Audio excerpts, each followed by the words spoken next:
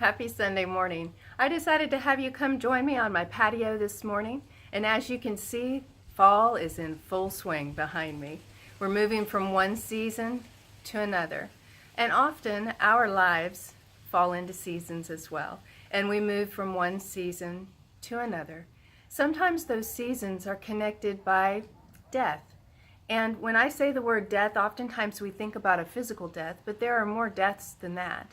There are deaths of expectation, deaths of long-standing relationships, a death of a marriage, a death of a dream, and sometimes the death of having to wait on what God is doing. You die to self. And out of death, if we'll look at it correctly, can come an amazing life. And Jesus Christ is our example in that. His disciples were walking with him on the earth, and when Jesus went to the cross, they didn't understand what was happening. But Jesus knew that he had to die in order to bring a kind of life that could come no other way. Sometimes in our lives, we look around at the death of things that happen in us and to us, and we're disappointed. Our expectations are crushed. And God says, look to me, keep your eyes on me, because I'm going to make something beautiful out of what has appeared dead. I'm going to read a line out of my book, In the Stillness, and we're talking about some lessons from In the Stillness over the next few weeks. And I said, eventually through the grieving process, life is reintroduced into the situation. But there's one death that brings instantaneous life here on earth, the death to self. Releasing ourselves from our own wills to move freely within His will produces kingdom thinking that propels us toward our destiny. And all of a sudden, the things that life says are important, prestige, power, position, are no longer important. Man's opinions are no longer important. Man's praise is no longer important.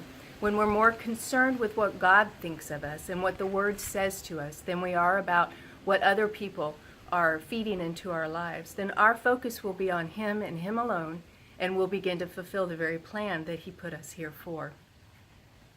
And sometimes those times of the appearance of death can seem like they're so harsh in our lives, almost like a time of discipline, if you will, a time of a testing, a time of, sometimes it appears to be punishment, when in fact it's not. In Hebrews 12, starting in verse 10, it says, "But God's discipline is always right and good for us, because it means that we will share in His holiness. No discipline is enjoyable while it's happening. As a matter of fact, it's painful. But afterward, there will be a quiet harvest of right living for those who are trained in this way. So take a new grip with your tired hands and stand firm on your shaky legs. Mark out a straight path for your feet. Then those who follow you, though they are weak and lame, will not stumble and fall, but will become strong." And that last line is so important. Then those that follow you. And I think that if we're walking out a path that's according to the Word of God, we're providing a place for those who come after us to walk alongside us and in our footsteps.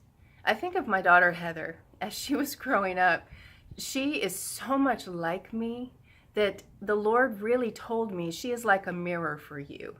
And at first, you would think that that would be irritating. If you see in somebody else the very weaknesses that you hold yourself, you'd almost want to push them away. But God challenged me when Heather was very young. And He said, if you'll watch her and the weaknesses that she appears to have, if you'll look back in yourself and see where those came from, I will use that to prepare you and eventually to prepare her. So my job was to love her and embrace her and realize how much of a blessing she is to me, that we could grow together in many, many ways. And I am so grateful that God did that for me. He gave me someone who could help me grow and change. So I would ask you this morning, who's watching your life? Who's following in your footsteps? And are you living a life that's worthy of their following after you? And now we have a bug. As long as he doesn't sting me, we're all right. I hope that you have a great Sunday morning, and I look forward to seeing you again next week.